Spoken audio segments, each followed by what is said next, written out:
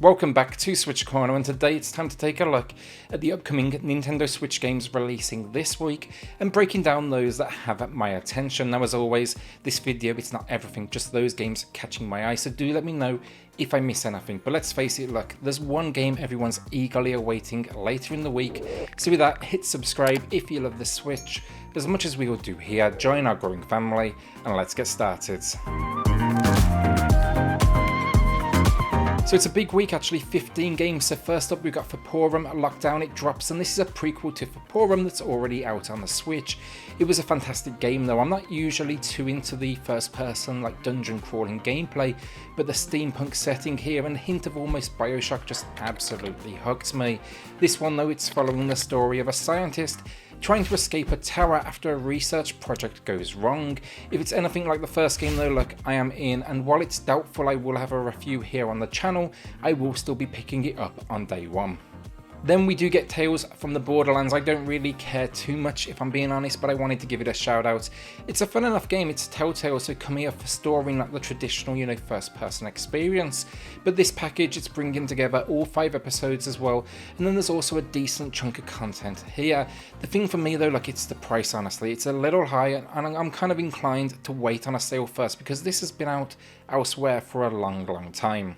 Overcooked All You Can Eat then joins the Switch as well, and this is really designed for either those that don't own the 2 installments already, or you just absolutely adore it, because for me, I'm just not sure if it does enough to go ahead and double dip.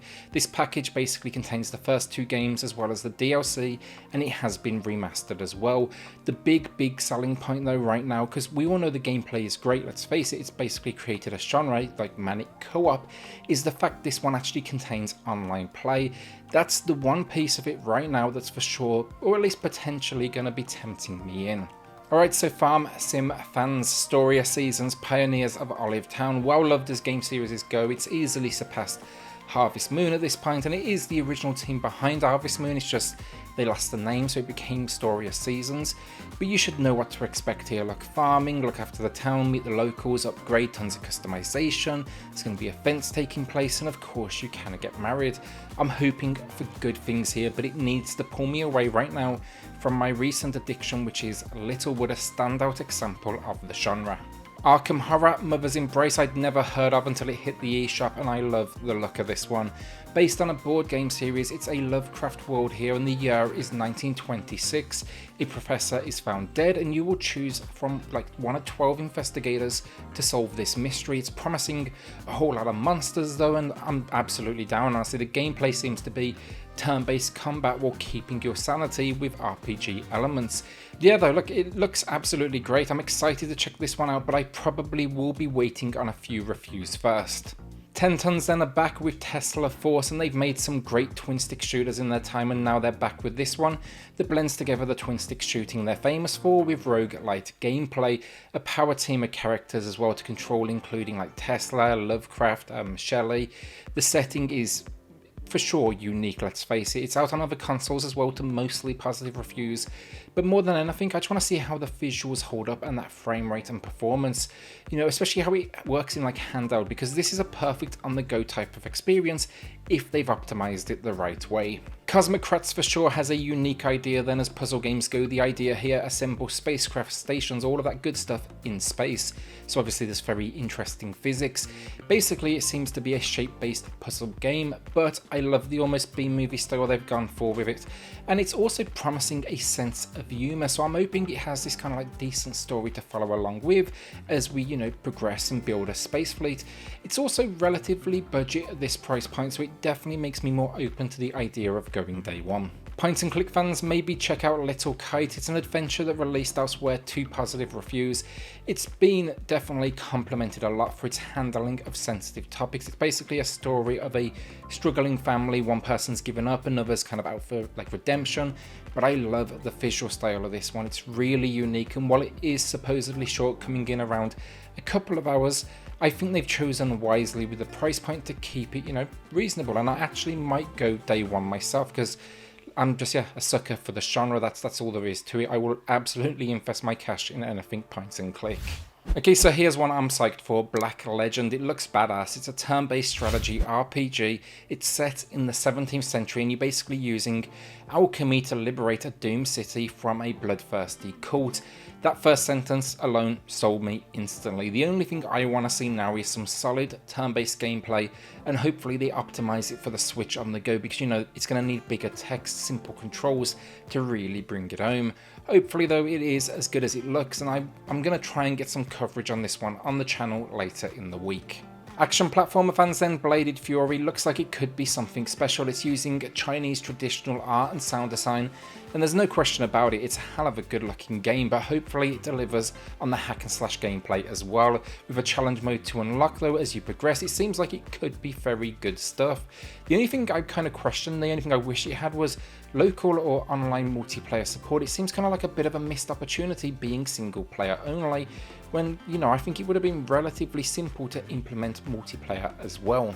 A budget one now, but future AERO Racing S Ultra. I'm going to go day one on this myself. I'm taking the risk. There's a good chance it could be absolutely awful, so maybe don't follow in my footsteps.